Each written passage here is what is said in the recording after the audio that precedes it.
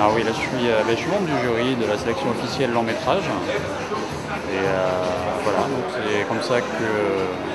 En fait, j'ai réalisé un film qui s'appelle Rêve de poussière, qui était présent au festival de San Luis l'année dernière. Et c'est Alejandro Olivier qui encadre le festival de San Luis. Et là, il m'a appelé à Paris pour savoir si je voulais participer au festival. Et j'ai eu l'honneur de faire partie du jury. Voilà. Et parlez-moi un petit peu de ce que vous faites dans le film, etc. Pour les gens qui ne connaissent pas. Bah, Rêve de poussière, c'est mon premier long métrage. Donc, effectivement, je n'ai fait qu'un long métrage qui s'appelle Rêve de poussière, c'est mon premier film. Que j'ai tourné en Afrique. Ensuite, en France, la sortie a été un petit peu chaotique parce que la distribution a été un petit peu particulière et le distributeur, malheureusement, est décédé. Donc là, le film est bloqué, c'est-à-dire que pour l'instant, on n'a pas le droit de le présenter. Voilà. Sinon, au niveau court-métrage, etc., En fait, tout à l'heure on parlait de l'ESSAV, donc j'ai fait l'ESSAV à Toulouse, l'école supérieure d'audiovisuel. Donc dans le cadre de cette école, j'ai fait des courts-métrages. Ensuite, en fait, j'ai travaillé un petit peu comme premier assistant. J'ai fait une formation à Paris, à l'UCLA en scénario, et donc j'ai travaillé comme scénariste. Le CEA, à Paris, c'est le Conservatoire européen d'écriture audiovisuelle. qu'est-ce que vous avez pensé de la formation avec ça? En fait, que du bien, c'est-à-dire que c'est vrai que c'est pas facile quand on sort de l'ESSA parce qu'on n'a pas vraiment un carnet d'adresses comme on pourrait avoir à la FEMIS par exemple.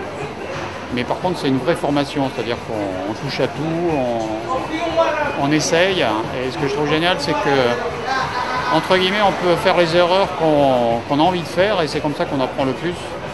Ce qu'on ne peut pas faire par la suite, c'est-à-dire que si on fait un long métrage et qu'on se plante trop, après c'est compliqué, quoi. Alors que dans ce genre de formation, on peut tout essayer, on peut tout tester, on peut toucher à tout, à la lumière, au son, enfin même on tournait tous, on était acteurs dans les films des copains, enfin, etc. Et je pense que c'est une vraie formation. Et de l'ESSAF qui se trouve à Toulouse, vous avez choisi parce que vous êtes vous-même du Sud-Ouest ou bien pas du tout? Oui, je suis originaire du Sud-Ouest, donc effectivement, géographiquement, c'était ce qui est le plus proche. Sinon, maintenant pour revenir au festival, qu'est-ce que vous pensez des films que vous avez vus en dehors du film enfin, du film que vous avez vu?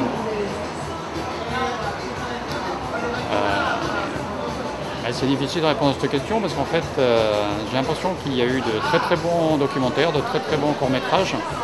Et au niveau de la fiction, c'était plus compliqué. Vous étiez là le film d'ouverture?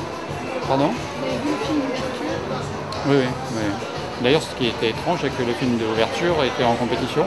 Mais alors, moi, je suis très mauvais en espagnol, donc c'est Arena, mais je sais plus. Enfin, je prononce très très mal l'espagnol, quoi, mais donc voilà. Enfin, en tout cas, nous, on a vu 13 films et